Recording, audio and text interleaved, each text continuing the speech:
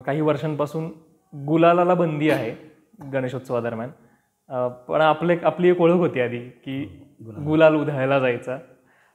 हे प्रमाण कमी झालं. हो, कमी झालं. पण तरीही म्हणजे त्या बाबतीतल्या तुमच्या आठवणी, तो प्रवास आणि आज सुद्धा काही होतो त्याचा नाही वापर? गुलालाचं कसं आहे, गुलालाची बंदी नाही.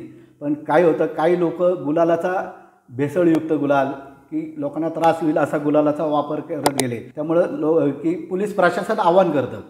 पोलीस प्रशासन असो, पुणे महानगरपालिका आयुक्त असो, महाराष्ट्र शासन असो, हे फक्त आवाहन करतं की आबा कुठलाही गुलालाचा त्रास होऊ नये. आतापर्यंत गुरुजी तालमीचं गुलालाचं हे उच्च प्रतीचं वापरलं गेलेलं आहे. आणि ती फक्त एक आपली हिंदू संस्कृती परंपरा प्रथेप्रमाणे फक्त आपल्या गणपती बाप्पाला गुलाल वाहण्याची प्रथा आहे.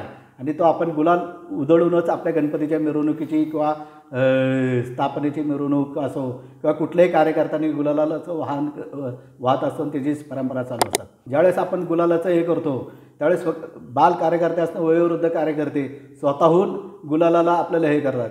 किंवा एखादी नवीन बाळ झालेलं असेल एखाद्या महिलाला, ती महिला डोकं टेकवतील, माझ्या मुलाला गुलाल लावा, हे श्रद्धेने हे करतात. आपल्याला मागे लोकांची श्रद्धा आहे, भक्तांची श्रद्धा आहे. वा. याचसोबत एक मिरवणुकीत सगळ्यांचं आकर्षणाचा अजून एक विषय असतो, तो म्हणजे फुलांनी सजवलेला रथ. वेगवेगळ्या प्रकारचं दरवर्षी पाहायला मिळतं आपल्याला ते रथ. हे सगळी मेहनत कशी घेतली जाते किंवा ती संकल्पना कधी आली, फुलांचाच रथ हवा? हे पहिल्या मानाचे 2 गणपती हे पालखीमध्ये असतात. पालखीनंतर आल्यानंतर फक्त आपला स्वतः गुरुजी तालीम मंडळाचा रथावर असतो. तर आपण त्यावेळेस वेगवेगळ्या पद्धतीचे धार्मिक थीम करायचो की वेगवेगळे काय मंदिरं असतील किंवा राम आता गेल्या वर्षी आपण रामराज्य रथ बनवला होता. असे वेगवेगळ्या थीम बनवत गेलो. नंतर की केलं की आपला सकाळी असतो, सूर्याच्या ह्याच्यात म्हणजे उन्हामध्ये आपला गणपती असतो की आपण चांगल्या पद्धतीचं फुलाचं हे करावं. मग ते आपण फुलाचं देखावे चालू केले. ते भाविकांना एवढे भावूक झाले की आपले लोकांना माहिती की आपला फुलाचा रथ आहे. तर बनवण्याआधी 2 दिवस आधीच लोक येतात की फुलाचा रथ काय करतात.